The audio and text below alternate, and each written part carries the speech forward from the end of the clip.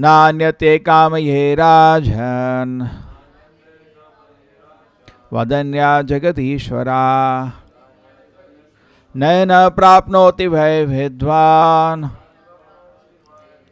यावदर्थ प्रतिग्रहः.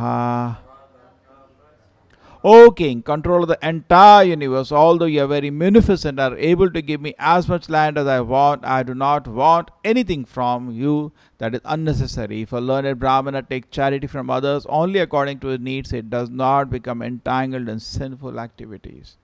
Yeah, so main topic we can think today is contentment.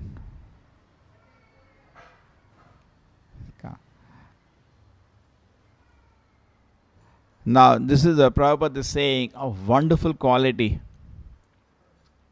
It's a wonderful quality to be trained. Previously, everybody goes to Gurukul. And what happens in the Gurukul is trained contentment. Prabhupada says, Srila Prabhupada says that child is always happy in any condition. You keep a child in on the floor, he will laugh there also. You keep a child on a soft bed, he'll laugh there also. Yeah? They're all the time playing and laughing. Why we are training, pampering them? There is no need. Actually, they were trained so well previously by the Guru. Prabhupada gives an example that if the Guru forgets to call him for the lunch, he will fast. He will fast. Such love and attachment for the spiritual master.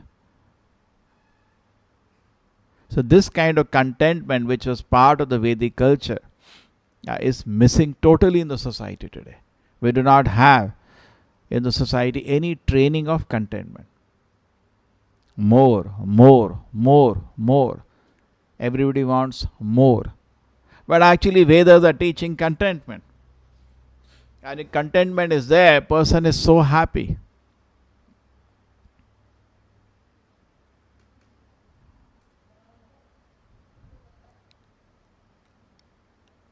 A person is so happy if he is content. I always give an example of the Brahmana who came to meet Krishna carrying the message of Rukmini. that Brahmana was tested by Krishna. Because Krishna asked him one question: are you content in the mind? Because if this is not there, no other qualifications can come. Devotee should be totally content by what Krishna has given. Just like in organization also, or at home, the parents are taking care of the child. He should be satisfied. Always he's complaining. Do you like him? In your organization, in your office, there is a secretary, always dissatisfied. And do you like that? And you're providing, you're taking care as much as possible, you're taking care. But here, in terms of Krishna, there is no limitation. Sometimes we know, the parents know the child deserves more, but they can't do it. Correct? Because of a shortage of resources. But as far as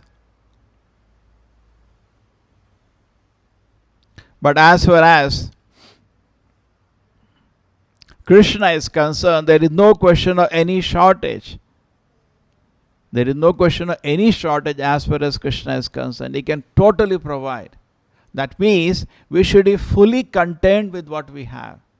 Krishna has given what we deserve, what we can handle. Prabhupada says, to the degree of capacity to receive. Because spiritual world, Krishna hands over the whole world to you.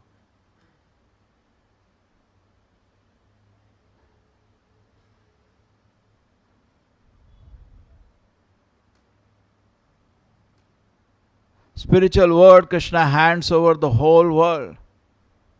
He shares all the opulence he has. You can have it. Just like parents share all the opulence with the children. Correct? It's theirs. Always the mood is, my dear child, everything we have is yours. So similarly, the same mood Krishna has. Krishna rather tells Rukmini that when the messenger was late, at that moment, you felt the whole world is vacant. Rather, you wanted to die at that moment. You're so much waiting to be married to me that if the messenger doesn't come, you're ready to die. So Prabhupada says, that Krishna says, my dear Rukmini, I cannot repay you now. I am unable to repay you.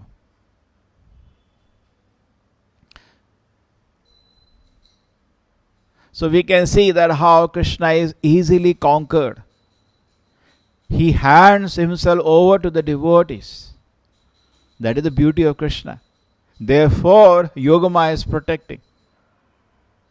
Naham prakasha sarvasya Yogamaya samavritaha.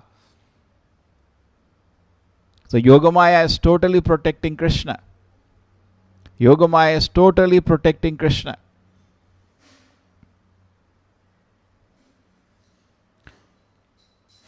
We had an example of a person, and that person is so munificent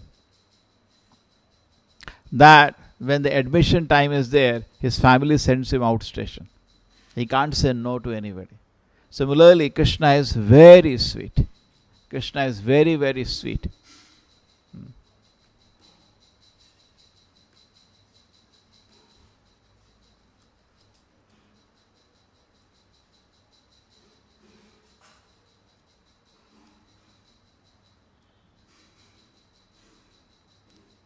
Yogamaya protects.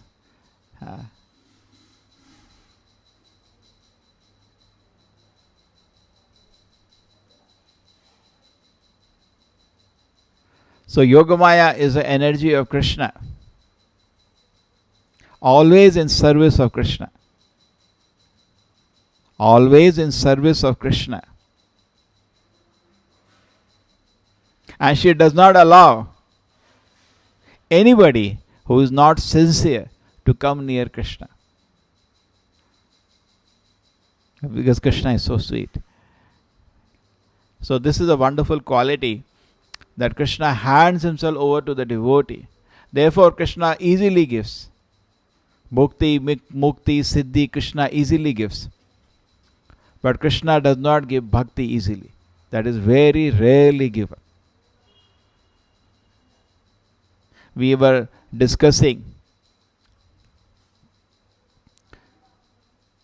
some time ago, we were discussing the 6 philosophies of India.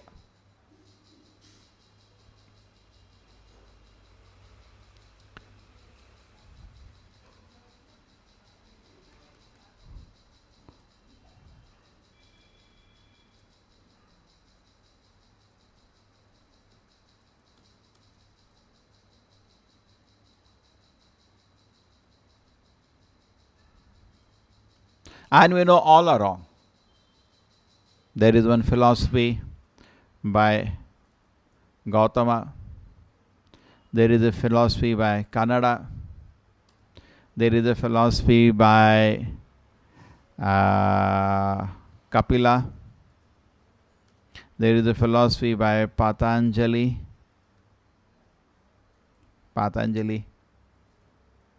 And there is a philosophy by Jaimini. There is a philosophy by Ashtavakra. And this Kapila we are discussing is the imposter Kapila.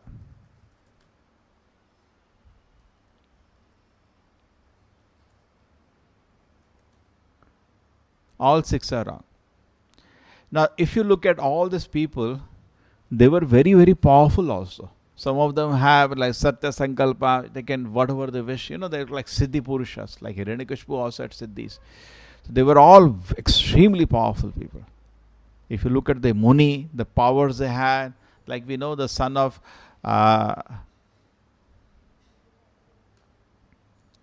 so if you look at these 6 Munis, 6 sages, if you look at them, they are so powerful. They are so learned actually.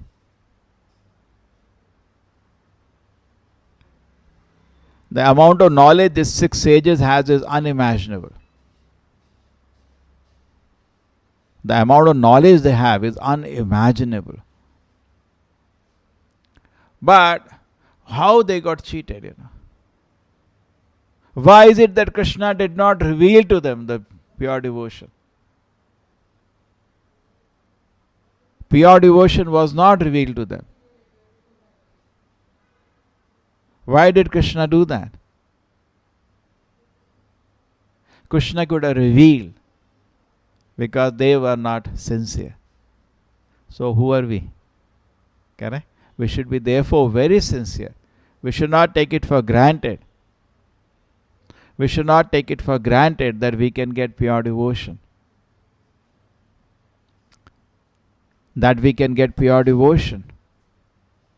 Pure devotion is rarely given by Krishna. Pure devotional service is rarely given by Krishna. So anyway, so these sages, you see, basically they wanted, and what they did, finally, these 6 sages, finally what they did, that they justified from the Vedas sense gratification. Look at the joke what they did. The same Vedic literature which you are reading, the same Vedic literature which actually talks about pure devotion, what they have done actually. From Vedas,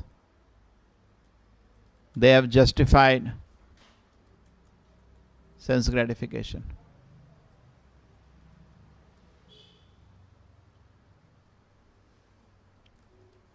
That's cheating. How can you do that? But the whole subject we are talking here is contentment, and here are these people, they are through the Vedas, using therefore, you can use the same books and justify anything.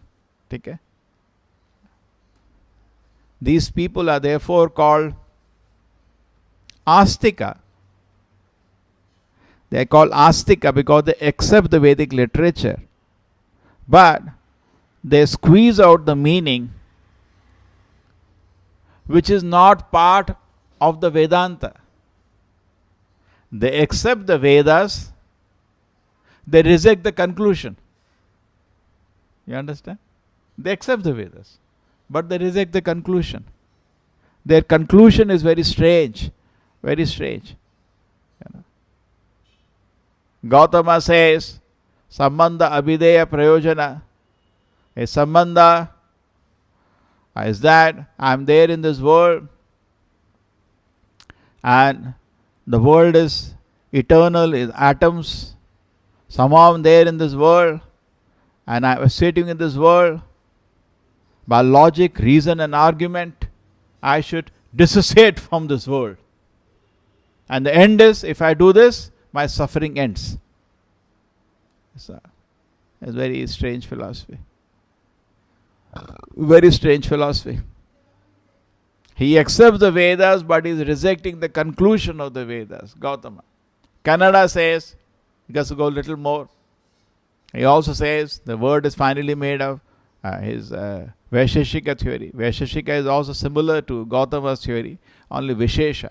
Gautama is meditating on, he's saying by logic and argument we can achieve everything by understanding the pramana.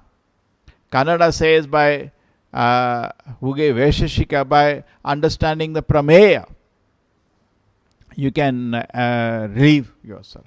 But the object of knowledge, one is meditating on logic and argument, other the object pramana, and one is meditating on the evidence, and one is meditating on the object of knowledge, prameya, and by that you can achieve liberation, freedom from suffering. You get dissociate with matter. That's all.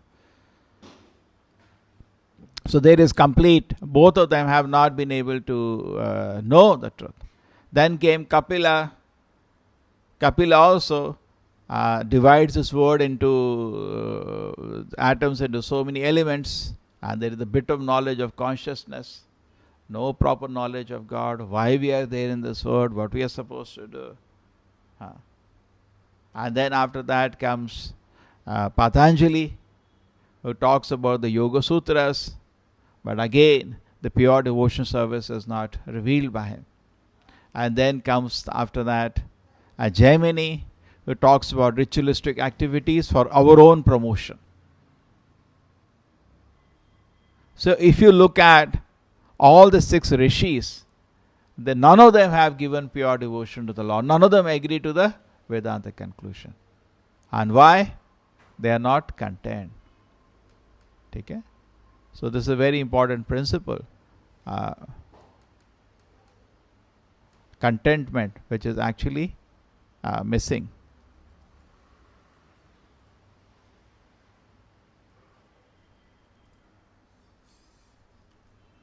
We see all great 6 rishis. Correct? Basically, they were all lusty. So therefore, they were never content, never satisfied, never happy. And then, how is it possible for them to practice spiritual life? It becomes very, very difficult. So they did some kind of what is known as, all of them are part of what can we call cheating religion, Kaitava Dharma. And Bhagavatam, right from the first word, says, Dharma projita kaitavatra parmo nirma saranam satam. As the Bhagavatam, Vedavyasa, when he wrote Vedanta, in the Vedanta, in the 2nd and 3rd chapters, it defeats all the 6 philosophies thoroughly, smashes them left, right, center. You know, they say this is from the Vedas. This is not from the Vedas. It's all not their nonsense conclusions. And then in Bhagavatam, which is actually the work of pure devotion, then Bhagavatam, which is the work of pure devotion,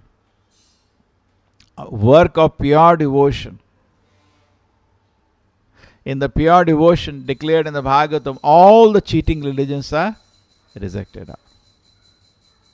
Therefore, if you want to be content, we want to advance in spiritual life, we should take the example of Vamana. Vamana is giving a very good example. He could have asked for anything. So just give me 3 steps of land. That's the lesson for us as brahmacharis. We should practice contentment. not the world, more. Not a one. We should not eat one grain more than what we need. Correct? And we should not keep one item for us, which I don't know. Only minimum. That's a policy. Prabhupada says practically for brahmachari sannyasi it is very compulsory. That this is very compulsory for brahmacharis and sannyasis. Because we live on the cost of other people. We should be, contentment should be there, and a person should be very happy and satisfied in all situations. Srila Prabhupada ki, Srimad Bhagavatam ki.